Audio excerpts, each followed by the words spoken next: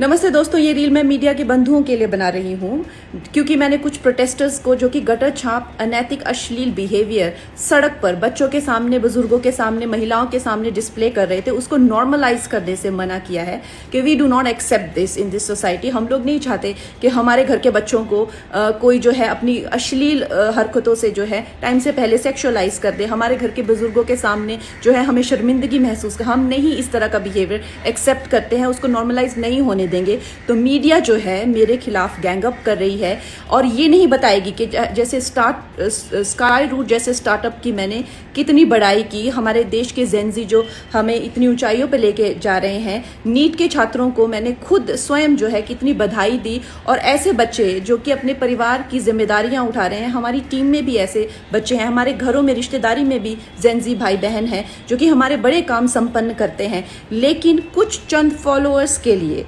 और चंद कमेंट्स के लिए और कुछ लाइक्स के लिए ये मीडिया वाले इतने ज़्यादा बिक चुके हैं। और मैं देख रही हूँ कि कुछ फेमिनिस्ट जो हैं वो एंकर्स कह लीजिए या पूरे एक बुलेटिन कर रहे हैं और मुझे सिखा रहे हैं कि Kangana, why should these women have the burden of dignity और डिसिप्लिन। हम लोग मिलेनियल वुमेन पे इतना प्रेशर था to be dignified and to be disciplined, why do we have to give that burden to this generation. Excuse me, क्या आप अपनी बेटी को ऐसा सिखाएंगे? डिसिप्लिन में रहना या मर्यादाओं में रहना कोई चॉइस नहीं है। भौंडा प्रदर्शन तो हर कोई करना चाहेगा, लेकिन अगर आपको समाज में रहना है और संविधान के हिसाब से आपको चलना पड़ेगा, जिसका मतलब है कि आपकी आज़ादी वहाँ ख़त्म हो जाती है जहाँ मेरे नाक और कान शुरू होते हैं। तो आप भौंडे बनकर सिर्फ अपने कमरे में रह सकते हैं। बाहर आकर आप मेरे आराध्य, चाहे आपको मेरे माता पिता के लिए कोई सेंटिमेंट ना हो, मेरे घर के बच्चों के लिए कोई आपको भावना ना हो, उसका मतलब ये नहीं है कि आप उनको सड़क पर सेक्सुअल गालियां देंगे, उनके मान को हानि करेंगे। मेरे आराध्य, मेरे भगवान हो, चाहे मेरे नेता हो, प्रधानमंत्री जी से जो है लोग उनको एग्जाम बडी कहते हैं बच्चे, उनके साथ में कितने लोगों की भावनाएं, कोई उनको लीडर मानता है, कोई उनको दोस्त मानता है, कोई उनको परिवारजन मानता है, कोई उनको भगवान मानता है। उसी तरह से आप किसी की फीलिंग्स हर्ट नहीं कर सकते हैं। ये कोई कूल बनना नहीं है, ये एक बेसिक सिविक सेंस है और अगर आपको ये नहीं आती है तो आपको सीखना पड़ेगा। आप ये फेमिनाजी से प्रभावित मत होइए, अपनी जिंदगी बर्बाद मत करिए।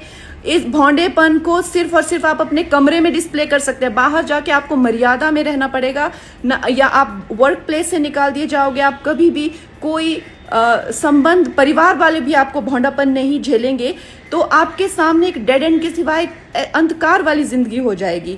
वैसे अगर देखा जाए तो साइंस भी कहती है कि ह्यूमन लाइफ का जो पर्पस है वो एवोल्यूशन है, और शास्त्र भी कहते हैं कि आप पुरुषोत्तम जो सर्वश्रेष्ठ है पुरुषों में, उस एवोल्यूशन की तरफ जाइए। लेकिन ये फेमिनाजी आपको सिखा रही है कि आप एनिमलिस्टिक जाइए और आप अपने गले में ऐसा, मतलब आपके गले में पट्टा डाल रहे हैं कि आप एनिमल बनिए, आप एनिमल टेंडेंसीज जो है वो डिस्प्ले कीजिए और बिल्कुल आउट ऑफ कंट्रोल हो जाए, भौंडे हो जाए, ताकि आप जेल में पहुंचे।